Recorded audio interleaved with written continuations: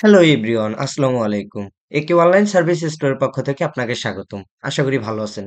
আজকে আমি আপনাদেরকে দেখাবো যে আসলে একটি গুগল অ্যাডস অ্যাকাউন্ট মানে সাসপেন্ড করে দিলে আসলে সেটা কিরকম দেখতে হয়, মানে তারা কিভাবে সাসপেন্ড করে, কি কারণে সাসপেন্ড করে, এগুলো আজকে এই ভিডিওতে তুলে ধরবো। তো ভিডিওটি একটু স্কিপ না করে ফুল ভিডিও দেখার অনুরোধ রইল সবাইকে। তো চলেন শুরু করি।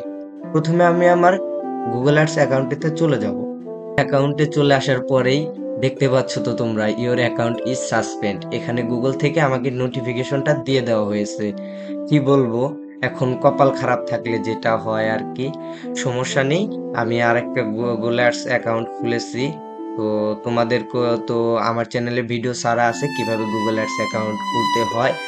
তোমরা ওইটা দেখে গুগল অ্যাডস অ্যাকাউন্ট খুলে নিতে পারো। অ্যাডস অ্যাডস মানে গুগল অ্যাডস সম্পর্কে যত ধরনের টিপস, যত কিছু আছে এগুলো আমার এই চ্যানেলটাতে পেয়ে যাবে তোমরা। তোমরা দেখে নিতে পারো। তো দেখি আরেকটা নোটিফিকেশন দিয়েছে অ্যাকাউন্ট পাসেড। হ্যাঁ, সেটাই আর কি বলবো, কি ওই যে কপাল খারাপ থাকলে আর কি যেরকম হয়।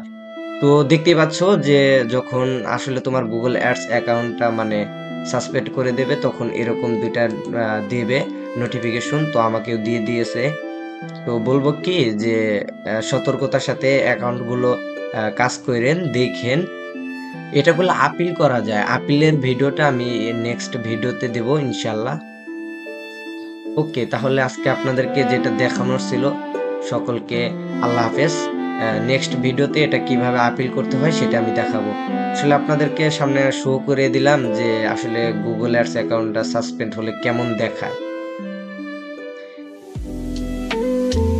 একে অনলাইন সার্ভিস স্টোরের পক্ষ থেকে আপনাদের সকলকে আল্লাহ হাফেজ। আসসালামু আলাইকুম।